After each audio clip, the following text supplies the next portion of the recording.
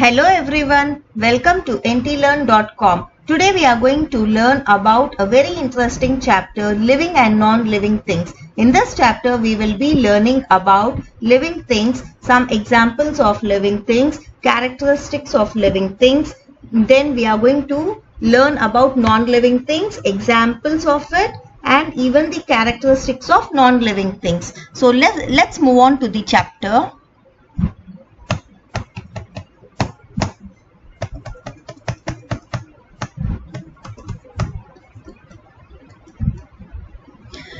Living and non-living things. What are living things? Living things are things that are alive, right? Examples are cat, tree, human, parrot, mushroom, fish, etc. So these are the examples for living things. So living things can move around. They can move from one place to another. So let's see the pictures of all these. So you can see cat. Cat is a living thing. Human, plant, tree, fish, parrot, mushroom. So all these are examples of living things. Okay. Now next let's see about the characteristics of living things. There are 6 characteristics of living things. So let's see one by one in detail. Living things move by themselves. So what do you mean by living things move by themselves? So different living things move in different ways. Okay. So the fish swim, the bird fly, the turtle swim. Okay. So they move by themselves.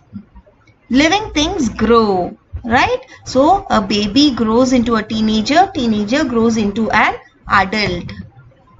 Living things reproduce. So what do you mean by living things reproduce? Living things give birth to their own young ones. Okay.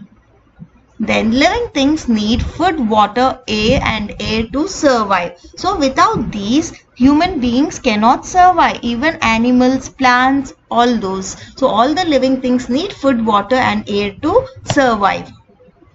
Living things respond to changes. Okay, so when we touch any hot or cold thing, we respond to changes. Okay, when we touch a mimosa plant, it closes because even that respond to changes. Living things die. When living things get aged, they die. Okay. Living things move by themselves. So we'll see different living things move in different ways. Animals move around in different ways to look for food. Okay. Some animals can only walk and run. Some can only crawl. Some can swim. Some can fly. Birds can fly. Okay. So let's see the examples for it. Horse. Horse can walk and run. Turtles can swim. Snake can crawl and birds can fly. Okay. So different animals are moving around in a different way, right? So what a horse does, a snake cannot do. What a snake does, the horse cannot do. So different living things move in a different way. Okay. So let's see how do human beings move around. Okay. So humans can walk, run, crawl. See? You can see the pictures here. A baby is crawling here. So we can walk, we can run, teenagers, young, adult, okay. Only a baby crawls, right? So the man is running here. Here a mother and a baby are walking. Does the plant move? Can you think of it? Do you think does a plant move from one place to another? No, the plant does not move from one place to another. Plant move very slowly at a fixed position towards the sunlight, and some open and close the petal at different time of the day. So what it means? So when sunlight falls on the flower, it bends in the direction of the sunlight. The stem also bends in the direction of the sunlight. Living things grow. Okay, so human grow, baby grows into a teenager, teenager grows into an adult. So these are the stages of growth in humans. Next we are seeing the stages of growth in a plant. First we sow a seed, the seed grows into a plant, then the plant grows into a tree. Let's see how do animals grow and change. Okay, chick grows into a hen. Okay, so first chick, it will grow stage by stage. Okay, first there will be a egg grows, when egg is hatched, chick will come out and chick grows into a hen. Okay, then next one is caterpillar grows into a butterfly.